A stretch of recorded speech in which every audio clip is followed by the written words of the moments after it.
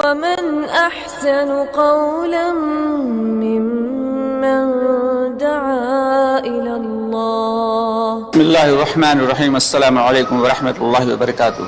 پیارے دوستوں اور عزیز بہنوں، میں ہوں یوسف ملک اور آپ دیکھ رہے ہیں دعوت جنت کا راستہ.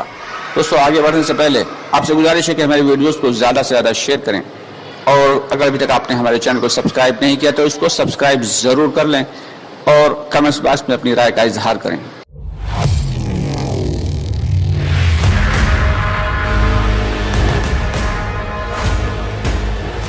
بسم اللہ الرحمن الرحیم. السلام علیکم ورحمۃ اللہ وبرکاتہ. پیارے دوستوں اور عزیز بہنوں، آج آپ کے سامنے نہایت اہم موضوع لے کر حاضر ہوا ہوں. دوستو، اس سے پہلے بھی میں اس پر ایک ویڈیو بنا چکا ہوں کہ ہماری عمر ہے، آپ اس پر بھی جا کے سن سکتے ہیں. بہت عجیب معاملہ چل رہا ہے دعوت کی لائن سے. اللہ رحم فرمائے، جو دو گروپ کیا بنے کہ آپس میں ایسی چہمہ گوئیاں ہو رہی ہیں کہ جن پر ایک اپنی دلیل دیتا ہے اور دوسرا اپنی دلیل دیتا ہے. نہایت افسوس کا مقام ہے دوستو. یہ وقت وہ نہیں ہے کہ اس پر دلیل اور بحث اور مباحثہ کھیلا جائے. ارے اس وقت تو فکر کرنے کی ضرورت ہے کہ کیسے ساری کی ساری امت ایک پلیٹ فارم پہ آ جائے اور کیسے ہمارے تمام بھائی اللہ کے حکموں کو اور نبی کے طریقے پہ چلنے والے بن جائیں. اس وقت یہ فکر کرنے کی ضرورت ہے. اور صرف فکروں سے ہی کچھ نہیں ہوگا، تقریر سے ہی کچھ نہیں ہوتا. تقریر اگر کرتے ہوتے تو ہم سب کے آقائے نامدار محمد مصطفیٰ صلی اللہ علیہ وسلم سے زیادہ بہتر مقرر دنیا میں کوئی نہیں ہو سکتا تھا. آپ صلی اللہ علیہ وسلم مدینے میں بیٹھ کے تقریر فرما دیتے، سارے کے سارے عالم میں ہدایت پھیل جاتی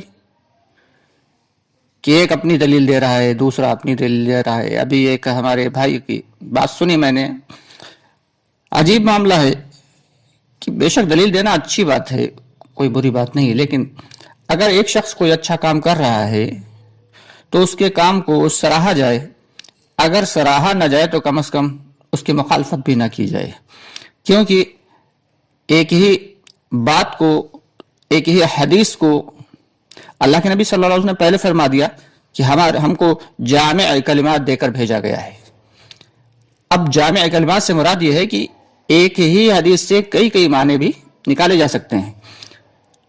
تو اگر ایک ساتھی جو ہے، ایک عالم جو ہے، وہ کسی حدیث سے کوئی معنی اخذ کرتا ہے اور دوسرا بھائی، دوسرا عالم دوسرے معنی اخذ کرتا ہے، تو دونوں اپنی جگہ ٹھیک ہیں، دونوں اپنی جگہ ٹھیک ہیں. اسی لیے ہم سب کے آقائے نامدار محمد صلی اللہ علیہ وسلم نے پہلے ہی فرما دیا کہ امت میں علماء کا اختلاف یہ رحمت ہے. کیا ہے؟ رحمت ہے. لیکن اس کو زحمت نہ بنائیں. آپس میں یہ جو ہے تفرقہ بازی کر کے اور اختلافات پیدا کر کے اور اختلافات میں مزید اضافہ کر کے یہ مناسب نہیں ہے. جہاں تک میرا خیال ہے، ہمارے وہ دانشور، ہمارے وہ عقل والے لوگ اور ہمارے وہ تمام بڑے، ان سب کی یہ ذمہ داری ہے کہ اس وقت امت کا جو حال ہے خود ہی دیکھ لیں کہ برائیوں کے اور گناہوں کے کیسے دلدل میں پھنسی ہوئی ہے. تو اس وقت یہ فکر کرنے کی ضرورت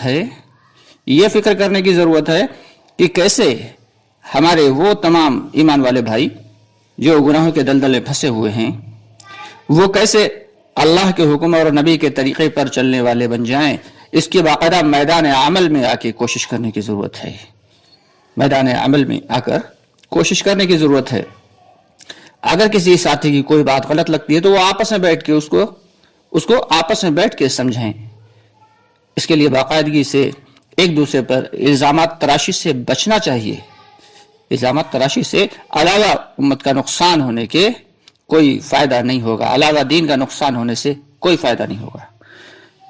اگر ایسا نہ ہوتا تو ذرا غور کریں کہ بغداد میں خلیفہ معتصم باللہ، خلیفہ मुअतसिम बिल्लाह हैं और जबरदस्त एक कुव्वत है, ईमान वालों की जबरदस्त कुव्वत है। और उन पर हलाकों खां ने जब फौजकशी की उस वक्त लगातार खबरें आ रही थी, लोगों को पता चल रहा था कि आज हलाकू फला जगह पहुंच गया, आज हलाकू ने फला शहर को ताख्त ताराज कर दिया, आज फला बस्ती को बर्बाद कर दिया। और यहाँ मस्जिदों में बाकायदा मुनाजरे चल रहे थे। उन्हें इस बात की फिक्र नहीं थी कि दुश्मन दी कहां तक पहुंच गया, इस बात की फिक्र ज्यादा थी कि कुरान अल्लाह की मखलूक है या अल्लाह की मखलूक नहीं है। दो फिरके आपस में बहस मुबाहस से मुनाजरे चलते रहते थे। और आखिरकार हुआ क्या, उसने आके ये नहीं पूछा कि कुरान को मखलूक मानने वाले कौन हैं और मखलूक ना मानने वाले कौन हैं। उसकी नजर में तो सभी एक जैसे थे। तो कोशिश करें, फिक्र करें, इस बात को समझें कि आखिर इस वक्त होना क्या चाहिए और हम कर क्या रहे हैं। अल्लाह ने इल्म दिया, अल्लाह ने अकल दी, अल्लाह ने समझ दी। इस उम्मत के हर फर्द को अल्लाह ताला ने जो है समझ दी है और फिक्रें दी हैं। हम सब की जिम्मेदारी है, ये एक एक उम्मती की, एक एक ईमान वाले की जिम्मेदारी है कि बात को समझे कि इस वक्त को वो उनको बेहतर बनाने के लिए आपस में इख्तिलाफात से बचना ज्यादा जरूरी है। और अगर इख्तिलाफात बढ़ेंगे तो बजाय फायदे के दिन का फायदा कोई नहीं होगा। हाँ, अलबत्ता नुकसान होने का ज्यादा अंदेशा है और हो रहा है। तो इसलिए कोशिश ये करें, हमारे वो अकाबरीन हजरात भी, उनसे भी हमारी दस्तबस्ता गुजारिश है कि आपस में इख्तिलाफात वाली बयानात न देके आपस में इत्तेहाद और आपस की मोहब्बत और अखुवत वाले, उम्मत को भाईचारगी पे लाने वाले बयानात दें तो ज्यादा बेहतर रहेगा। बाकी ज्यादा बेहतर तो सिर्फ और सिर्फ अल्लाह की ज़ात जानती है कि होना क्या चाहिए और हम कर क्या रहे हैं। अल्लाह ताला हम सबको सही और बात को समझने की और उस पर अमल करने की तौफीक अता फरमाए। आपसे गुजारिश है कि हमारी इस बात को ज़्यादा से ज़्यादा आगे शेयर करें, दूसरों तक पहुँचाएँ।